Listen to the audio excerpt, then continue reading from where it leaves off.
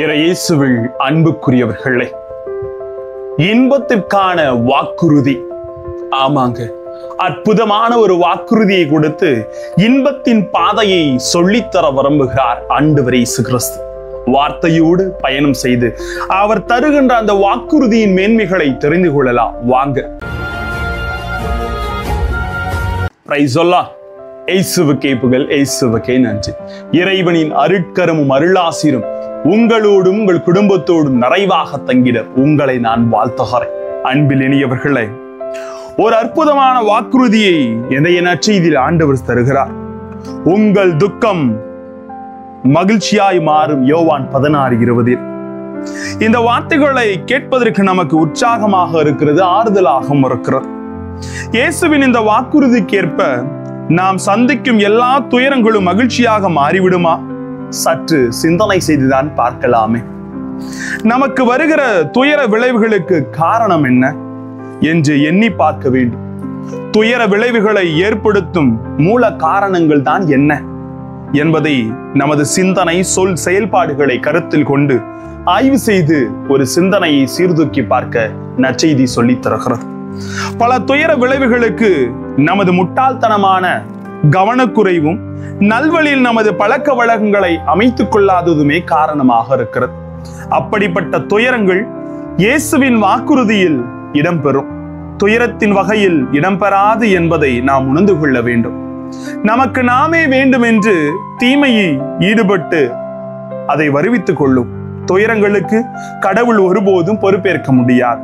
அந்த துயரத்தின் வழியை நாம் கண்டிப்பாக அனுபவித்தே ஆக வேண்டும். அதாவது நல்ல பாதையை கடவுள் கொடுத்திருப்பார். நானே போய் குழியில விழுந்துட்டு என்ன தூக்க யாருமே இல்லைன்னு கத்தனா என்னங்க? கொஞ்சம் யோசிச்சு பாருங்களேன். ஆனால் நல்ல காரியங்களுக்காக நாம் சந்திக்கும் துயரங்களோ இயேசுவின் வாக்குறுதியில் இடம்பெறும். துயரத்தின் வகைகள் இடம்பெறுகின்றன. அப்படி நாம் சந்திக்கும் துயரங்கள் கண்டிப்பாக மகிழ்ச்சியாக மாறும். இயேசு சந்தித்த சிலுவை துயரமோ இதற்கு முன்னோதாரணமாக அமைகிறது. இயேசுவின் சிலுவை மரணம் என்பது கடவுளின் திட்டமாக இருந்தாலும் யூத மேல்தட்டவர்கள், அந்த வர்க்கத்தை சேர்ந்தவர்கள் இயேசு செய்த நல்ல காரியங்களின் விளைவாக அவர்களால் கொடுக்கப்பட்ட சுயநல சூழ்ச்சியின் விளைவு. ஆனால் கடவுள் அந்த சிலுவை துயரத்தை இயேசு கிறிஸ்துவின் உயிர்ப்பு மூலம் மகிமையும் மகிழ்ச்சியுமாக மாற்றிவிட்டார். இந்த உலகத்தை, அதில் வாழும் மனிதர்களின் போக்கையும் பொறுத்தவரை துயரம் வந்துவிடுமோ என்ற பயத்தில் பிறர் நலத்தில் அக்கறையுள்ள நல்ல காரியங்களில் ஈடுபட நாம் தயங்குகிறோம். ஒருவேளை நான் அங்கே ஈடுபட்டு விட்டால் பல இன்னல்களை சந்திக்க வேண்டிய நிர்பந்தம் ஏற்பட்டு விடுமோ என்ற அச்சத்தில் நாம் விலகி நிற்கிறோம். பொதுவா வழியில ஆக்சிடென்ட் ஆயிருக்கும், ஐயோ அவனுக்கு உதவி பண்ணா நான் ப்ராப்ளத்துல மாட்டிக்குவேனா, என்னை போலீஸ் அரெஸ்ட் பண்ணிடுமா என்ற ஒரு ஐயப்பாடு, அவனுக்கு உதவி செய்யணும் என்ன இருக்கும், ஆனா ஒரு பய உணர்வு, இதெல்லாம் நிச்சயமாக நாம் தவிர்க்க வேண்டும். என்றால் துன்பம் இன்பமாக மாறும் என்பதைத்தான் ஆண்டவர் சொல்லுகிறார்.